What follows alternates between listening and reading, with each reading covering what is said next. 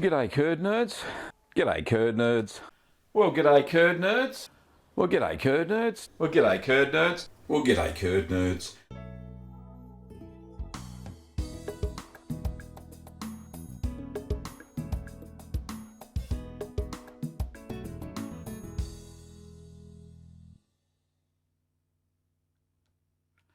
Well, g'day curd nerds. Oh, excuse me. Bit of a frog in my throat. It's great to see so many people here, as always. You are now watching, what are we watching? Ask the Cheeseman, episode 120. And this is where you can learn about cheese making at home. Well, where you can ask your questions anyway. Alrighty, so just a little bit of housekeeping first up. This week's patron is Lauren R. Thank you, Lauren, for supporting the show financially, as well as all the other YouTube members and patrons. Really appreciate it.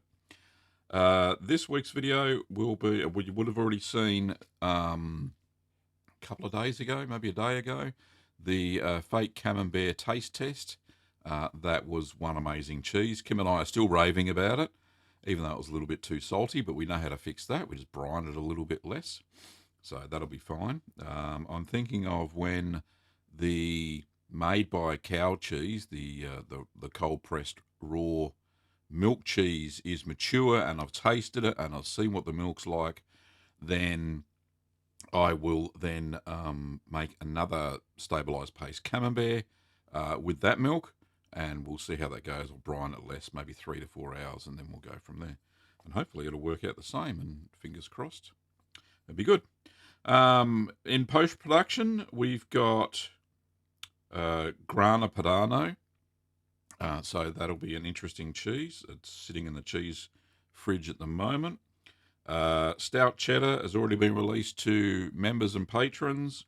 In post-production is Cotswold Taste Test, Lancashire Taste Test, and today sometime I will be siphoning off the mead that has been fermenting since 5th of May, and so we'll be racking that off.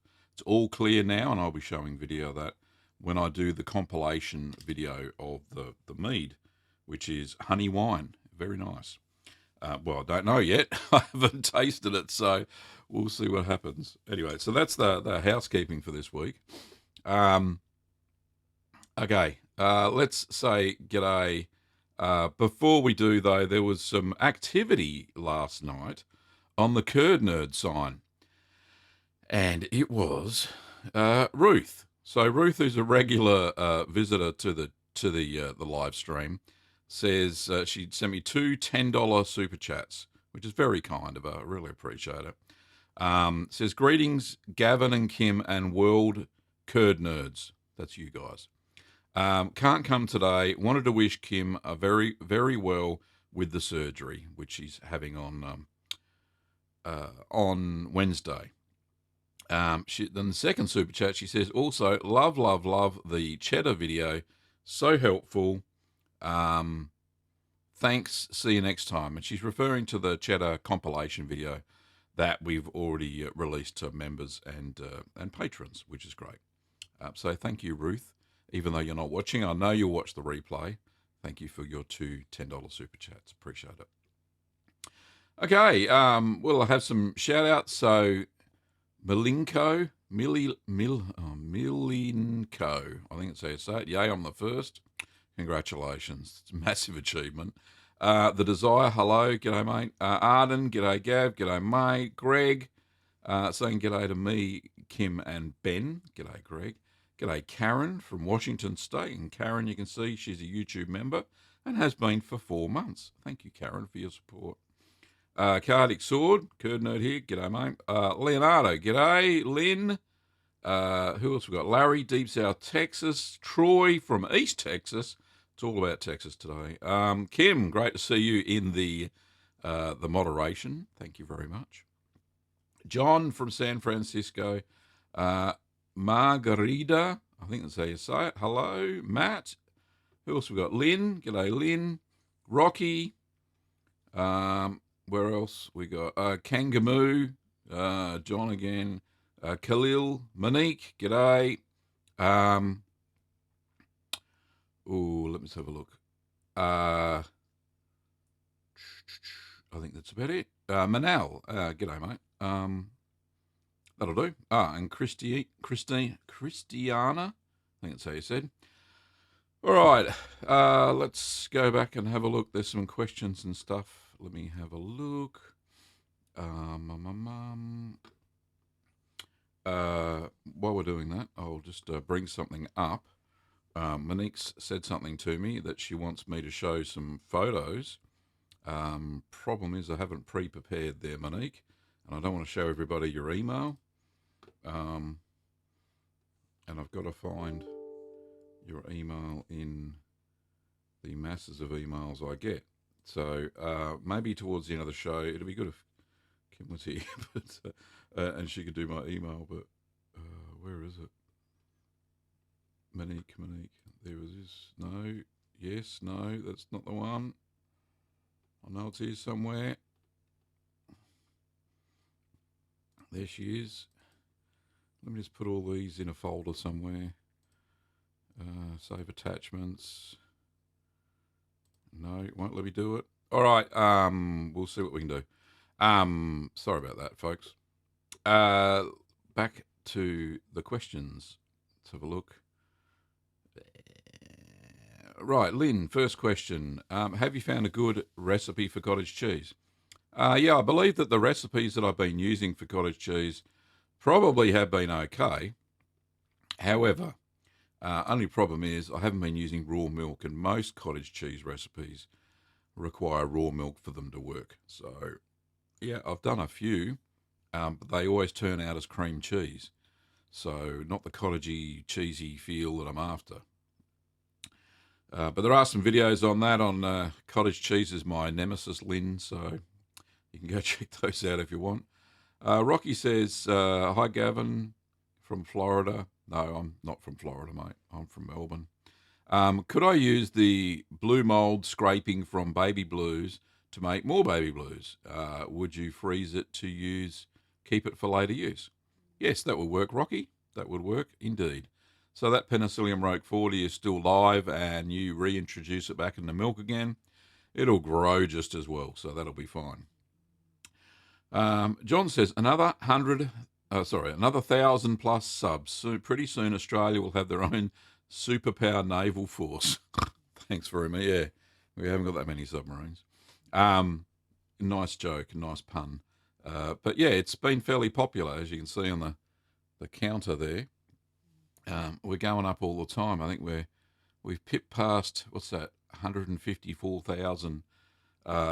Seems like every 3 days another 1,000 happens.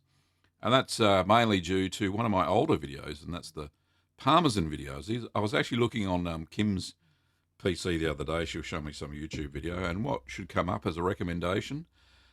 The Parmesan video. It seems to be getting recommended everywhere, so I'm very happy with that. So that's actually driven a lot of new viewers to the channel, which is fabulous. Get the world of cheese making out there. Khalil says, hello, I'm from Algeria. Well, g'day, Khalil. Monique says, I do have permission to show the Petite Blue results from the Made by Cow in the email I sent you. It's all good. All right, what I'll try and do, I think we can do this without showing people your email address. Let me see if I can do this. I don't really want to show people your email address, Monique.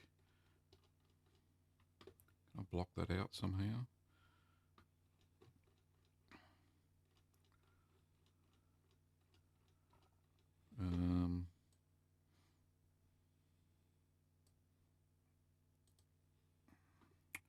It's not letting me do it. No. Maybe. Oh, stop it. Technical issues today. No, it won't let me do it, Monique. I can't do it. I'm not going to show your email address to everybody in the world, but the pictures are outstanding. What I can do... Oh, maybe I can... no, it won't work. We won't worry about it. but they are fantastic. Monique made a petite blue using the made by cow milk that I used for that stir curd cheddar, and her results are outstanding. The firmness of the blue, beautiful structure on the outside, creamy in the middle, not runny. Yeah, no, absolutely perfect. So well done, Monique. Appreciate it. Now, what I'll do next time, now that I've got permission, so next show, which will be not next Wednesday, not next Saturday because of Kim's surgery. It'll be the Wednesday after. I'll get the video. I'll put them on the desktop, and then we'll be able to see the photos themselves without the email. Cool. Cardic Sword said, "Have you ever done or will do a provolone cheese?" Yes, I have done 2 videos on provolone, and if Kim hasn't already put the links up, I'd be surprised. And she hasn't, so I am surprised. So, Kim, if you can put up the how to make provolone cheese, that would be cool. Matt says, "Hey, Gavin, I watched you make Mexican string cheese video, and it was awesome. Now I want to make some. Is there anything you would do differently?" No. It seemed to work fine. So, I think that recipe is very good. The cheese does tend to be a bit dry, which Oaxaca does, so that's good. So drier than mozzarella, and Oaxaca is made from cow's milk, so that's why it has the texture it does. And I think it works very well. I haven't, I think upon reflection, when I did the taste test, there was nothing I would do differently. Even the wrapping was pretty cool, so I like that as well. Lynn says, "When you mentioned whole cream milk, is it the same as whole milk we use in the US, or do we need additional cream?" No, it's exactly the same. Whole milk is the same as full cream milk, is what I think I normally say here in Australia. And it's not really full cream milk, it's actually an advertising misnomer. Real milk's usually about, and even from Holstein cows, is about 3.8 to 4% fat. The milk here in Australia is now standardised, as it probably is in the US, Canada, or Western countries. They remove some of the cream, standardise it all down to about 3.3 or 3.25% fat. And yeah, use the cream for other products like, sour cream, yogurt, not yogurt, butter, that sort of thing. That's how they get away with selling you something they call whole milk or full cream milk, and it's not really that at all. So, yeah, so it is the same. So as long as your milk's 3.25 or higher, then it will make a cheese that is tasty enough to be proud of, that's for sure. Okay. Monique says, "Give, not hive hoops. Give." Right, okay. Thanks, Monique. Manal says, "Hi, Gavin and Kim. My question is, can we keep the brine solution in the fridge?" Indeed. So I keep my brine solution in my my red pot, which everybody asks, where do you buy it from? And it's actually a combination of 2 pots. They were made by Daycore Australia, and one was a microwave rice steamer, and the other one was something, maybe a salad keeper. That's where the little thing, the grill on the top comes from, and the other thing was just the plastic thing with the pop top. So it's a combination of 2 things. So you can't buy them as one, but any brine container will do. But the question Manal had was, keep it in the fridge. Yes, so I keep my brine solution for ages. It lasts for ages. All I do before every cheese is I boil it to kill off any molds or yeasts that may be living in it, or bacterias. So boil your brine again, and I just do the egg float test. And then if it needs a bit more salt, I'll probably throw in about 2 tablespoons, maybe 3, of salt back in there, just to make sure the egg's floating properly. Let it cool down. Let it cool down, do the egg test, and then add a little bit more salt if you need to. But boiling it is like a form of pasteurisation. It kills all the bad things that may be in the brine. So, yes, and I keep it in my cheese cave down the bottom, just at 11 to 13 degrees Celsius, and it's fine. Sometimes it grows a little bit of a mould scum on top after I've used the cheese, because I don't boil it after I use the cheese. I just put it back in the cheese fridge. But I boil it before the next cheese. So it's no big deal. Just skim the mould growth off. the brine and then throw that down the sink or wherever you want to put it, and then boil your brine and away you go again. Let it cool down before you add your cheese in. Okay, so Leonardo says, Gavin, you talked about using gorgonzola to get the mold in the last live. Can I re-ripen a little piece of it to get more, or do I have to use what is there already? I was just going to put in, I haven't done it yet, I was just going to pick out a couple of the blue mold bits of the cheese and put that into some milk at room temperature and leave it overnight, and hopefully the spores will grow and multiply a little bit and rehydrate and all that sort of stuff, just so it's a milky consistency and not got cheesy bits in it. And then basically add that to the milk when I make the cheese. That's the plan anyway, Leonardo. So hope that works for you if you're going to have a go at that. Christiana says, a question, can you add things like bacon to cheddar? Yes, you can. You can add lots of things to cheddar. Have a look at the raft of cheddar videos. Just search for cheddar on the channel page, and you'll see that I put jalapenos in it. I put fruit in it. I put, what else? Oh, lots of stuff. Blue mold. You name it. I put it into cheddar, and it goes well. You can I wouldn't put real bacon, as in fresh bacon, that even if it's been cooked. I'd use those little bacon bits you get in a jar that have been dried and preserved. I'd use those. That'll give you your bacon flavour if that's what you're after. Where are we up to? I've just lost. The Desire says, yeah, I got a shout out. Everybody gets a shout on this channel. Tay says, Gavin, I've been having troubles with a few things. Blue cheese after scraping hasn't produced blue mold again. Any tips on getting to the scraping stage? I think you're talking about could be the Stilton you're talking about. Yeah, it probably won't grow much blue mold back because you've already grown it. What the blue mold needs to do is go in the holes that you've poked into the cheese. Scraping back the blue mold just dampens it down a bit, cleans up the rind a little bit. And then what I normally do is wrap it in micro perforated wrap. I've got some silver wrap that we have on the website that I use. Or I used to in the old days just use aluminium foil, which seemed to work okay. And that stops the cheese from going really runny and lets it breathe and the stuff goes in the holes. However, when I was making my farmhouse cheddar blue, I didn't do any of that. I didn't wrap it. I didn't vacuum pack it. I didn't do anything like that at all. I wanted the oxygen to get to it. I just made sure that when I had it in the ripening box, it had a fairly decent humidity, about 80%. The surface wasn't wet or anything like that. It was dry-ish, a little bit damp to touch. And I made sure no condensation fell from the lid of the ripening box onto the cheese. It grew blue mold all over, and I had to scrape it off, as you may have seen in the taste test video for the farmhouse cheddar blue, which was all good. And then underneath that was just an amazing cheese. It just blew my mind. The marbling was fantastic because farmhouse cheddar cheese, it seems to have lots of pockets of air there for the blue mold to grow in, which works very good. Hope that answers your question, Tay. The Desire said, I got a question. What got you into cheese making?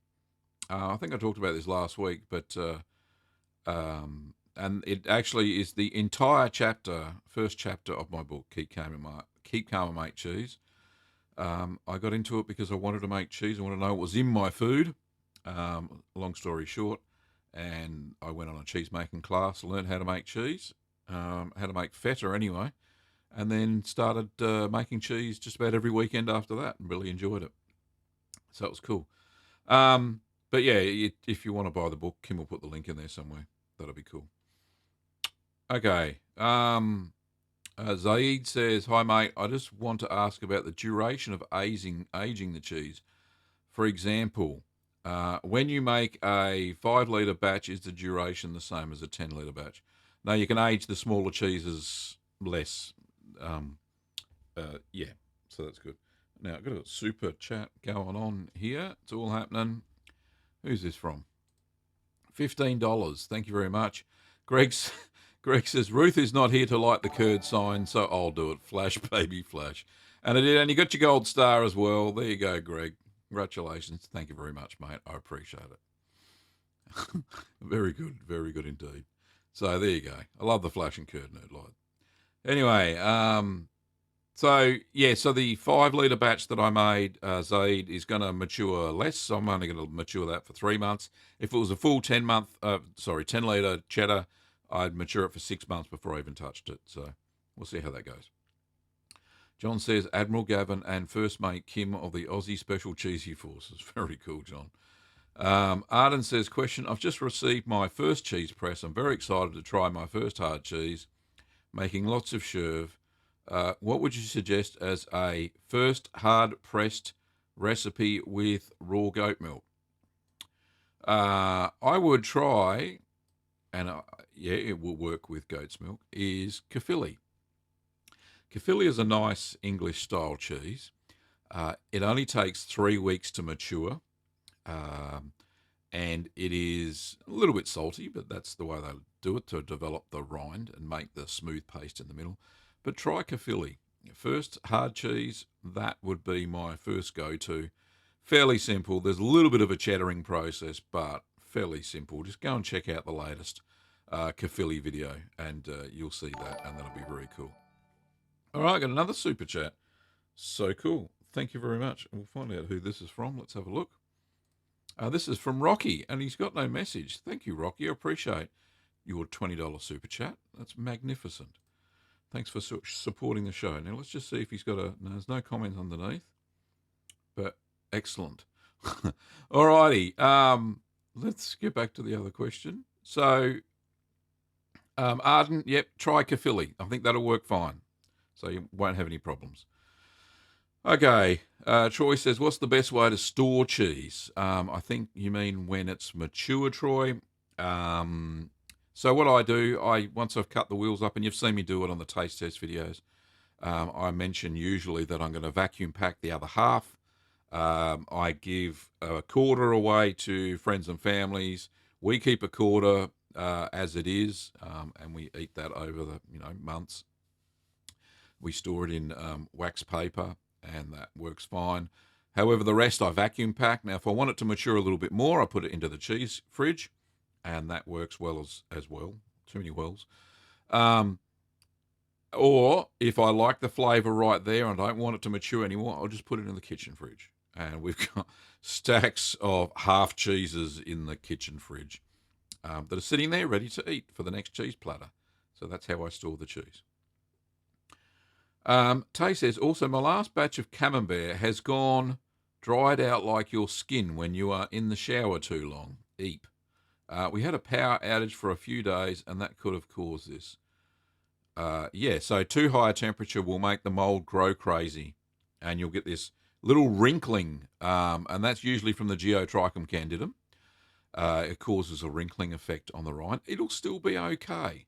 So if it's got mold all over it, and you haven't already wrapped it, then wrap it as soon as you can in the micro-perforated wrap. And then put it into the normal kitchen fridge. Check how soft it is as well, and that'll determine whether you age it for another 2 weeks or 4 weeks. As it starts to get softer, then try it, or you'll cut it open and it'll be runny goo, and you don't really want that. Some people like the runny goo, which is cool. I did enjoy one once, but I'd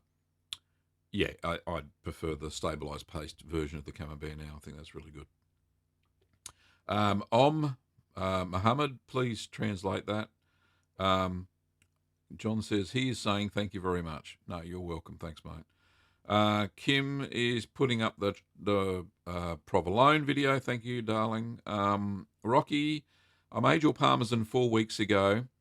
Turned daily. Noticed some what looks like white mold on the outside. Is this normal? I wash it with brine every 2 to 3 days. Should I spray the maturation box with vinegar? Yes, spray the maturation box with vinegar. Give it a wipe down. It will grow mold. All cheeses grow mold. That's just a fact. That's nature, and that's just part of the biology of cheese making. If you've got the right conditions, mold will get in everywhere because it can. So just keep wiping it. It'll every few days. That's fine. The mold, as the surface of the cheese dries out a little bit, you can brush that mold off because it'll just be powdery. It won't be wet, and hopefully it's not wet anymore. So let it dry out. If it's powdery, just wipe it off with a soft dry cloth. Be sweet, no problems. And then after a month, I wouldn't mature it too much longer like that. It looks, yeah, you said you've done it 4 weeks ago. As the rind dries out, you don't want the middle of the cheese to dry out too much. Maybe after a month, maybe 2 months. Looks like you're at the 1 month mark. Maybe leave it for another month, and then vacuum pack it or wax it because you'll find the parmesan will be way too dry and way too crumbly. In fact, the first and second parmesan that I ever made, I didn't know this. You learn from experience, of course. And they were like a rock. They grate all right, and the flavour and the smell was there, but you just couldn't eat it. You couldn't, like you get traditional parmesan from Italy. You can eat it, normally it's very sharp, but no, this was hard as a rock. You could bang it on the table. You could drive a nail into a piece of wood with it. That's how hard it was. Anyway, Chaotic Sword says, "What's your favourite cheese through the making and eating?" All of them. All of the cheeses are my favourite through the making and the eating. I enjoy the process of cheese making. I enjoy the eating of all cheeses. Haven't found one that I didn't like, except maybe a Marcelin that I left too long, over ripened, and it tasted putrid. First time I tasted it, it was magnificent, but I left it for another 4 weeks and just don't leave those bloomy rinds too long. I tell you what, they're terrible. Okay, Meta Dose, I think that's it. So, no questions. Just want to let you know how calming your videos are to watch. I watch them at night and learn a little in the process. Thanks. You're welcome. Appreciate it. In fact, I'm going to be doing a sleep story sometime over the weekend. I didn't say that. And a sleep story is like a bedtime story for adults. I'm thinking of actually reading out the first chapter of my book, Keep Calm and Make Cheese. And yeah, I don't think there'll be a video. It'll just be audio with some lovely pictures, and people can go to sleep by it. I've heard I've got that calming, sleepy voice. Anyway, Colin. Hello, Colin. Hi, Gav. I made a cheddar during the week, first cheese. I do not have a cheese cave. Brisbane temps are high 20s during the day and around 12 at night. Would a fridge during the day and leaving it out at night work? Yeah, if you can find the warmest part of your fridge, I think usually the crisper, the vegetable crisper maybe, or maybe the dairy section at the top will be the warmest part of the fridge.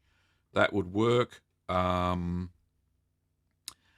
yeah, leave it out at night. That'd work as well. It may take a little bit longer to mature, so you're just going to have to check it at, say, 3 months. It'll be very mild. 6 months would be better. But you're doing that for 6 months, you're going to be pretty peeved pretty quickly. I would say go get yourself a cheese fridge. Anyway, there's another Kerdner. We got a lucky star. Who's that for? Let's have a look. That's for a Metados. Thank you very much. I appreciate your $10 super chat. And let's make the sign stop flashing before somebody goes and has an epileptic fit. Come on, sign, go off. There we go. All good. Appreciate your super chat, really do. Right, next question. So Colin, look, for 6 months, if you can do that for 6 months, it's going to start warming up at night time. So yeah, you're going to have some issues, I think. So yeah, you may want to get yourself a bar fridge and an external thermostat. I can recommend one if you shoot me an email. So yeah, try that. Zaid says, I have an expired pack of Penicillium candidum. Can I still use it for making Cabernet Bear? Yeah, as long as it's not about over a year old, I think it'll work all right. Just add a little bit more, and you'll get a decent colony of the mold, and it'll grow fine. I'm using expired packs of everything for ages. in all my cheeses, and I don't have any issue. Even expired rennet, calcium chloride. I go past the best before dates and all that stuff, and it's fine. It works.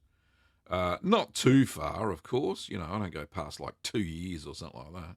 It's a bit crazy. Anyway, but keep it in the freezer. Keep everything in the freezer, and you'll be fine. Last for a long, long time. Paleozon says, hi, Gavin. Hi, Paleozon.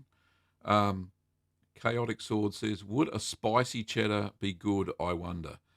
Yeah, if you're looking for spicy cheeses, go and check out the jalapeno cheddar that I made. Very nice. Mild on the spice, a bit warm. It was good.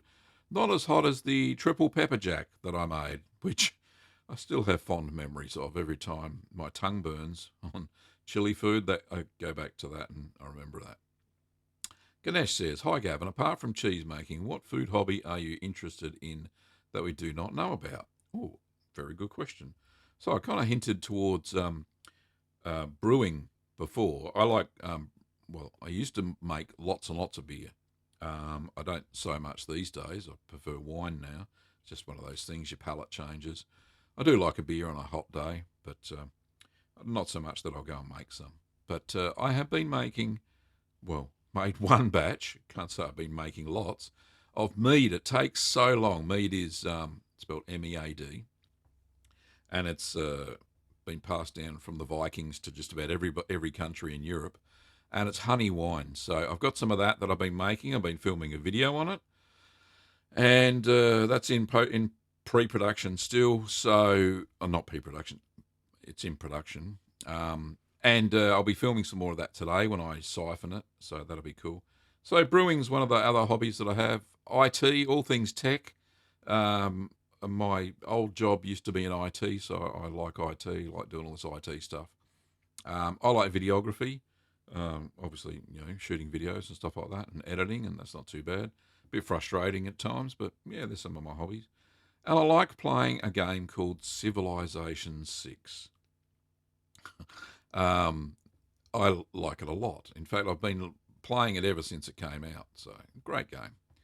Anyway, so yes. Chris K says, hi Gavin, I've been looking for a recipe on Syrian white squeaky cheese. Didn't see it on your channel. Have you ever made it before? No, I haven't. Is there a proper name for it, Chris?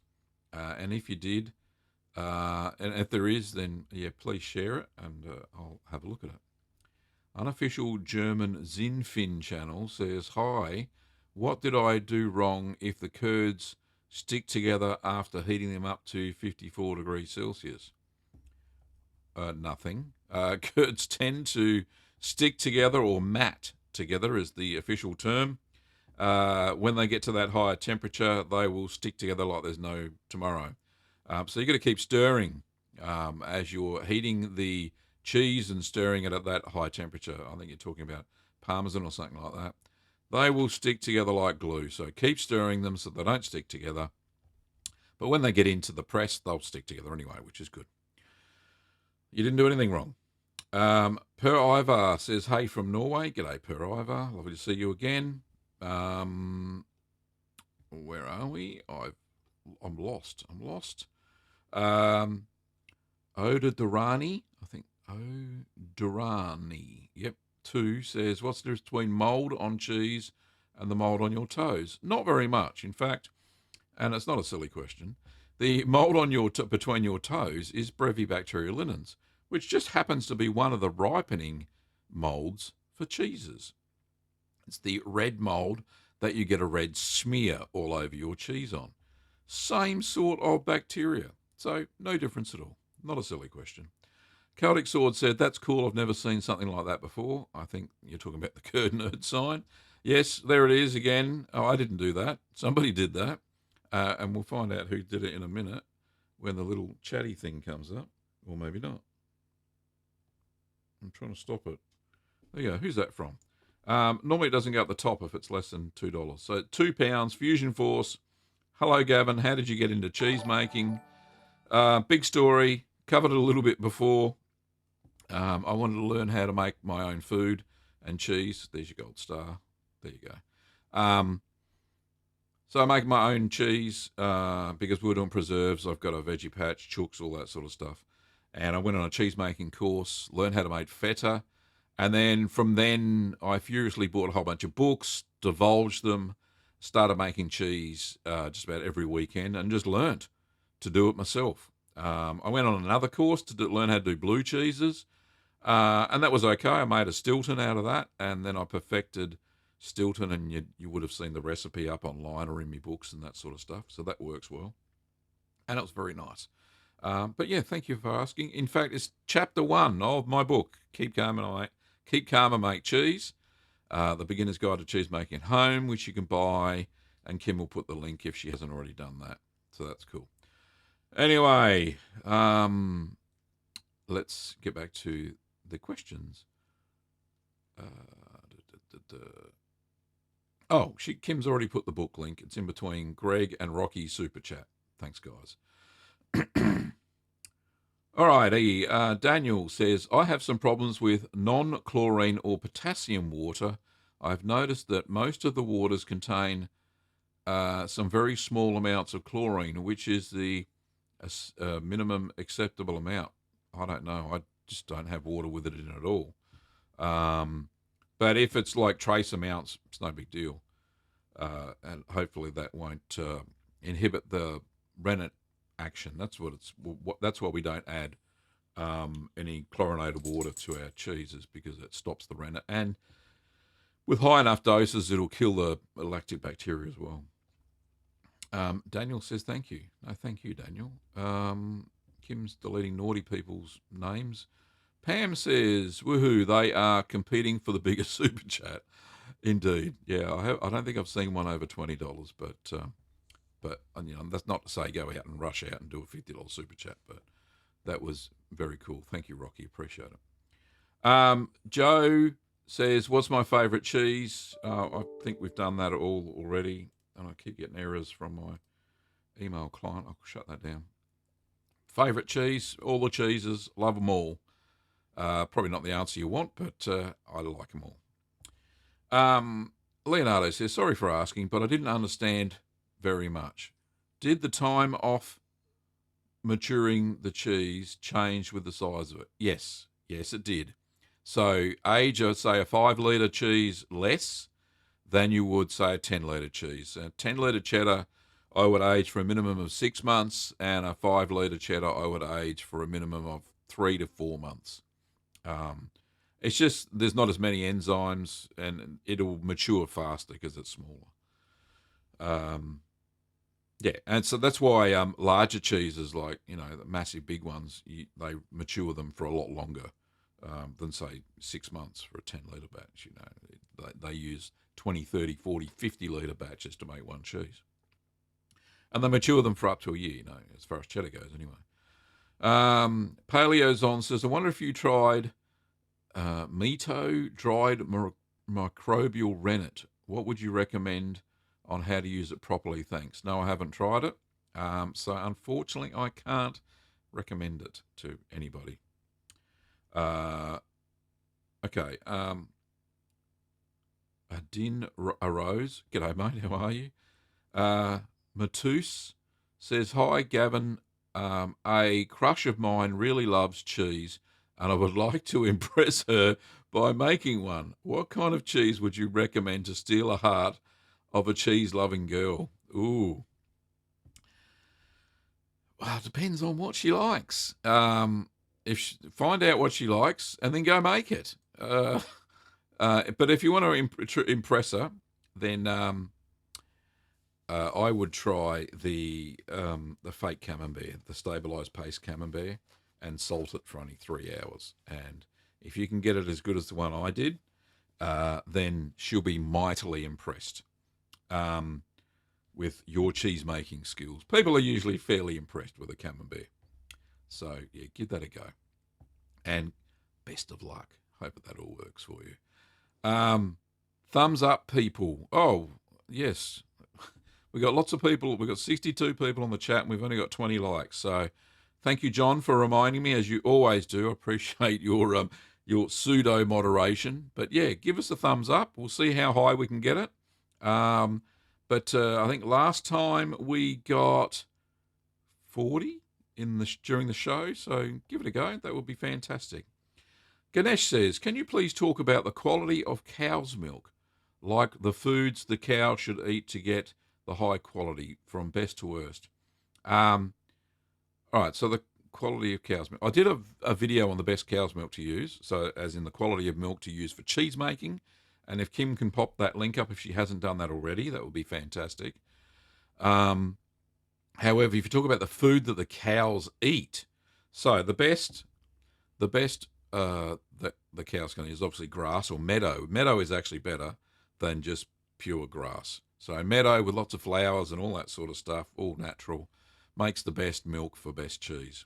And you'll find that in the Alpine style cheeses, that they are all fed on meadow, and they only make cheese in the summertime when the grass is out. And yeah, the cheese tastes amazing. And the worst would be silage for stall-fed cows during the winter. It tends to early blow because of the silage. Silage is a fermented grass that they make with an excess of green grass, and yeah, the cows eat it, but it doesn't do wonders for their milk if they're still if they're not dry. Okay, so hopefully, Ganesh, that helps. Jason says, asked at the bottom of your last live cast, but I was curious to know how you know good mold from bad mold when tasting it. Well, just from experience, the good mold are the ones you introduce, and you kind of know what they look like because they grow first because you introduce them. The bad mold is kind of anything that turns up that you didn't introduce. However, having said that, with natural rind cheeses, things like Gruyere, hard cheeses like that, you will find it grows like a grey mold, grey, blue, white, all sorts of things. And as it dries out, they turn powdery, and you just basically wipe them off. Those cheeses tend to have that sort of naturally rind with lots of funky molds on. As long as they're not damp, that's fine. Black mold is the worst. So if you get a black mold on your cheese, and scrape it off as quick as you can.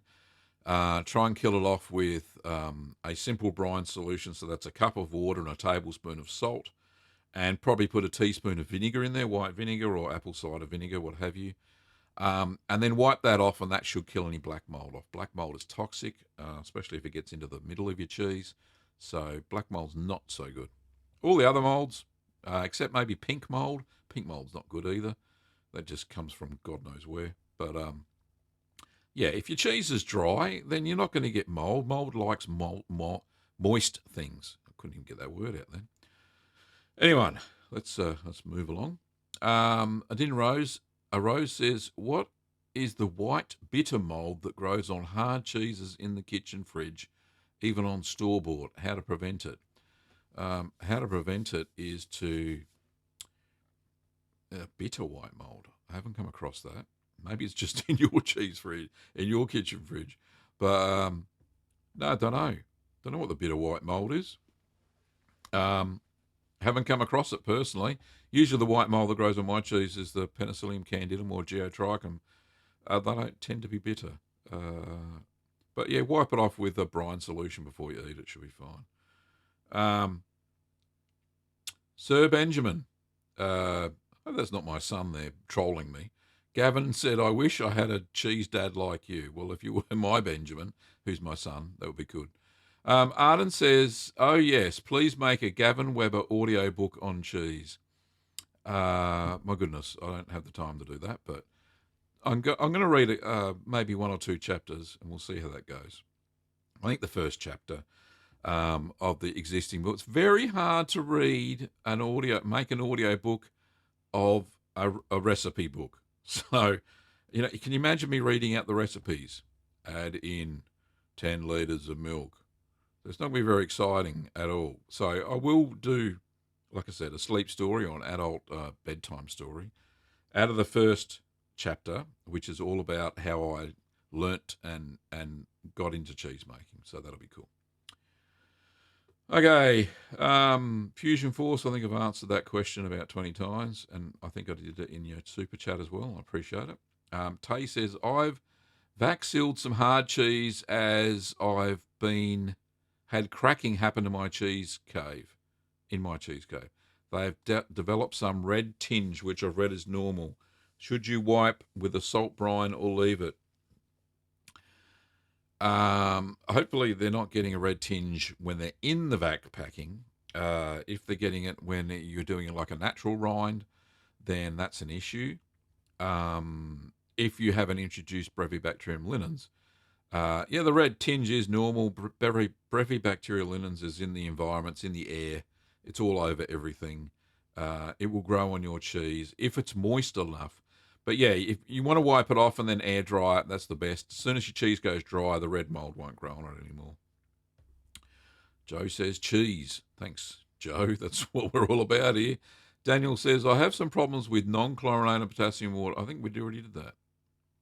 We did that. Daniel says, thank you. Cool. All right, cool. So Benjamin33 says, Gavin is a gamer. Well, I wouldn't say I'm a gamer. I just enjoy that style of game. There's only other couple of games I play. What was the other one I play regularly? Company of Heroes 2, if you're into that sort of thing. He's a gamer. Let's do Let's Plays. Yeah, Let's Plays cheese. No, let's not. The Cheese Channel would go to wreck and ruin if that was the case. Joe says, how do I make cheese? Watch my videos, Joe, and you'll learn how to make cheese. Or you could go to the Curd Nerd Academy and pay for the cheesemaking course and learn it all in a structured method. And if Kimmy can put the link to the Curd Nerd Academy course, or just add workshop cheesemaking page, honey, that would be great. Chris says, I'm not found a proper name for it. I think you're talking about the Syrian cheese, Chris. But no, I'm unfortunately, sorry, mate, I haven't come across it. Where are we up to? The unofficial German guy says, no, I've missed a whole bunch of stuff. Sorry, I'll go back. Back. The Hitman 2500 says, can I make cheddar cheese without salt? No, you can't. Simple question. Easy answer. Salt is used to preserve the cheese, to extend its life, and to dampen the effects of the lactic bacteria and to control the enzyme activity within the cheese during maturation. The salt is a preservative. Ryan says, ever consider trying to bake bread? Goes with cheese. Yes, we bake bread. Haven't done it for a while, though. We've got a bread maker, which we just knead the dough in because, I've got old hands. And then we bake it in the oven. But no, we haven't done that. Chris says the brand is called Karoon Syrian cheese. You can find that on Google. I'll write that down, mate. You piqued my interest. I'm sure in Syrian it has a name. Anyway, it's going on the list to investigate. Thanks, mate. Zaid says, I'm always wondering where the orange on the surface of some cheeses come from. That's called Brevibacterial linens. It's a yeast. Is it a yeast? No, Geotrichum's a yeast. It's a bacteria. And it creates that orange colour and those beautiful flavours that come with washed rind cheeses. They're called washed rind, as in the outside surface is washed with a brine solution with a little bit of Brevibacterial linens added to it in the initial few days. That creates an orange smear which grows, which you keep wiping as you wash it. And it likes salt, so... Jim says, g'day, how are my favourite King and Queen nerds going today? I'm just wondering what the timestamp on that is. Do I have timestamps on? I do now. Now I can actually see what time it is. Jim said that at 9:04, and it's 20 past. 10 minutes to go. Thanks, Jim. Going well, thanks, mate. And Kim said that anyway. Shuvo, I think that's how you say it. Hi, g'day, mate. Jim... thanks, Kim, doing well. Right. Okay. Unofficial German guy says, how you sterilize your instruments. So you use an autoclave or do you use boiling water? No, we're not a medical practitioner here. We don't use an autoclave. In some of the videos, I think I've done a how to sanitize your equipment video there. If Kim can find it, that would be fantastic. Um, Pop that up. But long story short, I basically boil all the stainless steel equipment plus any bamboo mats and what else? And the cheesecloth. I boil that for 15 minutes and then set that aside on a clean tea towel and then cover them up. Any plastic stuff, I don't boil it because it melts and warps, especially the molds and baskets. That's terrible. So I basically make sure I've washed them in hot soapy water and then rinsed them off with the hottest water I can get, not boiling water, just the hottest water I can get out of the tap. And then I spray them all over liberally with white vinegar, and that kills off any molds and yeasts. And I haven't had any issues since with rogue molds growing on my cheeses. Some I have, but that's because I introduced the mold to it and didn't look after them. Anyway, Shuvo says, what's the best cheese you recommend to make? Recommend a beginner to make the best cheese. Oh, Kimmy's put up some links there on ricotta and paneer. They're good ones to start with. And then maybe move to halloumi, which is a fantastic Cypriot cheese. And then maybe move to, say, kefili and feta. Feta's also a good one as well. Okay. John says the Syrian squeaky cheese might be Marj Dooley braided cheese or Tress string cheese. Thanks, John. Appreciate your research, mate.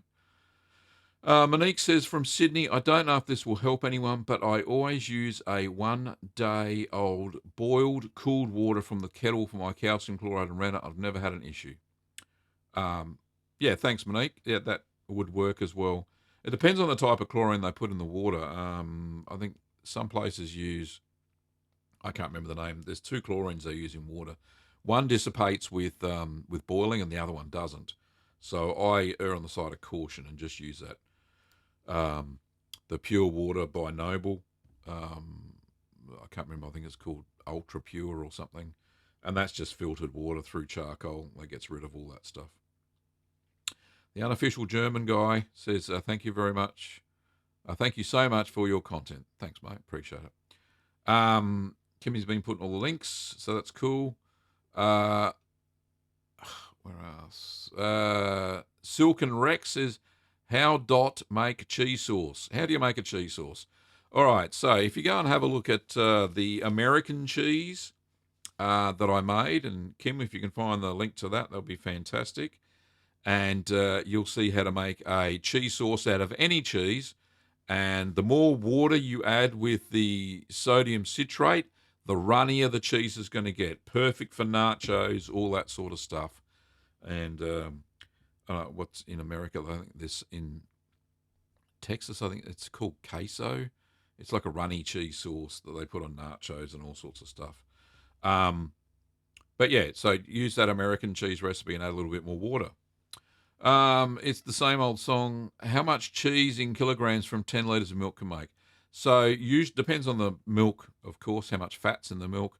But from 10 litres, you normally get, if you're making a semi-hard or hard cheese, you will get about 1.2 kilograms. So it's usually about a 10 to 12% yield, depending on the type of milk you're using. Goat's milk, you'll get a higher yield. Sheep's milk, even higher. Cow's milk, about 10%. Jacques says, g'day, mate. Can you please show us your cheese fridge and tell us more about it? Kimmy's put up the Cheese Cave link. Thank you very much, honey. That'll sort you out there, Jacques. Chaotic Sword says, have a good day. I'm out of here. Please leave a like and subscribe because this guy deserves 1 million subs. Thanks, Chaotic Sword. Appreciate it. I do my best. And Kim must be giving me the wrap up. She is not. She's just putting links up. Okay, pretty soon. 6 minutes to go. Jim says, when I have bought store-bought cheese that develops mold in the fridge, I tend to cut it off and consume the cheese. I was having dinner at a friend's house and the cheese he has was very moldy. I took it out, cut the mold off, and shredded it for a salad, and everybody was amazed. Cheese is amazing, Jim, and yeah, just I don't know why people throw away mouldy cheese. You don't need to. It lasts for ages. The Romans used to carry cheese, a form of cheese, like Romano, actually. It was very much like Romano. So, who's the Greek historian? No, not Greek historian, the Roman one. Starts with a C. Oh, I can't remember. Anyway, he wrote about the Roman legions, and one of their staple foods was cheese, and they used to carry it around in a cloth sack. And it was like Romano, and they used to grate off bits with their knife and put it into their soups and stews and stuff like that. So I dare say those cheeses were quite mouldy. I think the Romans worried too much about mould, that's for sure. But you've done a great job. Thanks, Jim. George says, G'day, Gav. G'day, George. John, hello, Mr. Weber. Your videos inspired me to start making cheese about a year ago. I thank you for that. Appreciate it, John. George says, when is the cheddar re-release due? It will be due out this weekend. Actually, no. What I'll do, I'll release it on Monday my time, which will be Sunday in the Americas. So yeah, I'll release it Monday my time. And I've got a couple of videos I can follow up during the week. So yeah, let's get that out there. I think it'll do well. I think people appreciate it. In fact, a lot of people have commented that it's a good thing to do, is to combine the making video with the taste test, re-edit it, and put in any stuff what I would do different. For those members and patrons that have seen it, I think they'd agree with me that it's a good thing to do. Which is good because it gives me more content for the channel as well. That always helps. Okay, let me have a look where I'm up to. I've kind of lost it. Kimmy's put a link up to the Curd Nerd Academy. Thank you very much for that, honey. John says, I have trouble with mozzarella about 80% of the time. Either it gets really small curd pieces that don't meld together or it turns to mush. I have only made one successful batch. John, can I recommend to you, mate, that you give quick mozzarella a miss? It really is hit and miss. Depends on the strength of the rennet tablets you're using or the liquid, the strength of the citric acid. There are way too many variables for quick mozzarella to work. In fact, it's more of an intermediate cheese than anything else. May I recommend you check out the traditional mozzarella, which Kim has put the link to there. It is the best type of mozzarella to start with, honestly, and it works.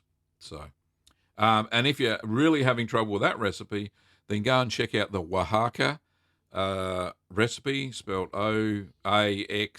I think that's how you spell it. Oaxaca. It's a Mexican string cheese, and that recipe works perfectly every single time I've made it. So you can go and check that out as well. All right. So Kimmy's given me the wrap up now. And we've got to the last of the questions, which is great, I think. Hickory Smoked Tuna, the professor, says, I get some high quality cheese from a farm who recently told me that their non-rind aged cheese cheddar is vacuum sealed and then aged. Any thoughts on why you would seal this via open air? Yes, I vacuum seal all my cheddars exactly the same as they do. It's to stop mold on the surface of the cheese.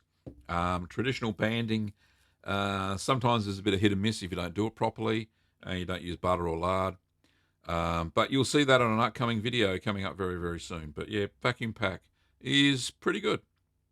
I don't have any issues with that. Jim says, Kim, do you have a link on cream cheese? Yes, she does. Well done, Kim. Well, that's the end of the show, folks. I appreciate your time for turning up week on week and checking out. And all the super chats, really do appreciate those. They go a long way to supporting Kim and I and making us... and helping us produce the videos twice weekly, the Ask the Cheeseman, and the swag of all the other cheesemaking videos, the how-tos, the taste tests, the technical ones, and all that sort of stuff. Really do appreciate the financial support. And if you want to support the show financially ongoing, not just the super chats, then there's a join button down below, and you can become a YouTube member. Or you can go over to Patreon, and there are different tiers of financial support there with rewards as well. Also, I think the top reward has you get a feta kit sent to you anywhere in the world. So you can get that sort of thing for your ongoing patronage.